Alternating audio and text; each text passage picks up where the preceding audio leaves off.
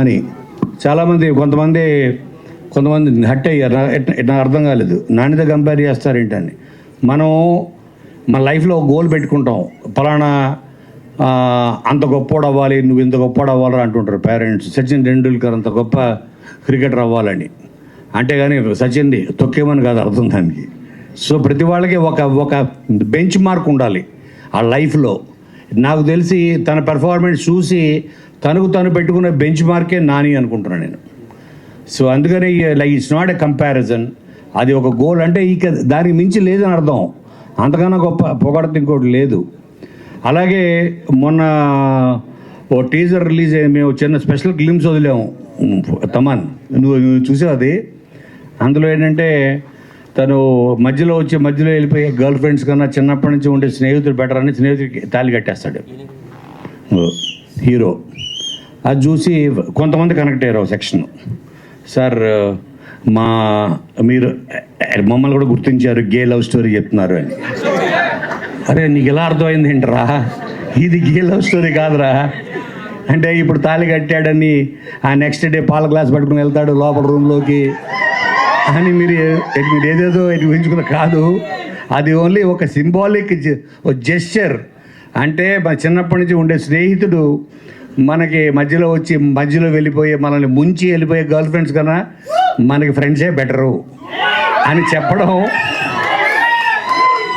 అన్నది దాని ఉద్దేశం. సో కాబట్టి బ్యాండ్ మేళం డెఫినెట్గా మిమ్మల్ని అందరినీ, అంటే వీళ్ళు చాలా ఓ లేత టెండర్ లవ్ స్టోరీ ఇది.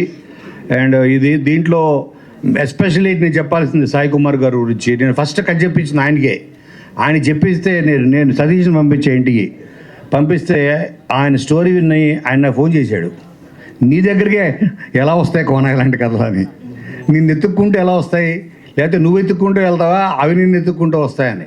నేను చెప్పాను కదా, ఇది డిజైన్ ఆఫ్ గాడ్. ఆయన నన్ను ఎంచుకుంటున్నాడు, నువ్వు ఇలాంటి కథలు పాప వీళ్ళని తీసుకురా బయటికి, వీళ్ళని ప్రపంచాన్ని పరిచయం చేయని.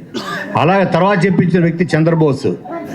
ఇప్పుడు మీరు విన్న ఆ సాంగ్ బెల్లం చుట్టూ ఈగ లెక్క అని. సో ఆ సాంగ్ అలాంటి 3 ఎక్స్ట్రాడనరీ సాంగ్స్ రాశాడు. అలాగే కాసర్ల శ్యామ్. ఇలా ద బెస్ట్ టెక్నీషియన్స్ ఇవ్వాలి మన సతీష్కి అని నేను చేయగలిగినంత support, not only as a producer, క్రియేటర్గా, screen play side, whatever the best టెక్నీషియన్స్ని ఇచ్చి రేపొద్దున ఈ 13th నాడు మీ ముందుకి తీసుకొస్తున్నాం. ఇది యాదృచ్ఛికంగానే అనుకోకుండా అదే రోజు అవ్వడం అన్నది కోర్టు, అది కూడా like it's design of the God.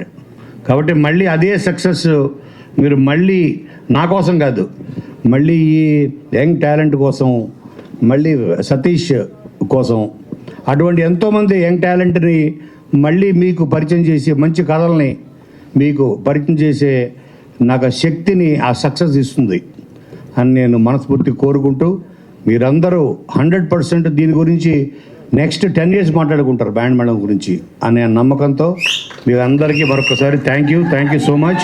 Thank you తమ్ముడు Thaman, thank you so much for coming. నువ్వు రావడం వల్ల చూసావా ఇక్కడ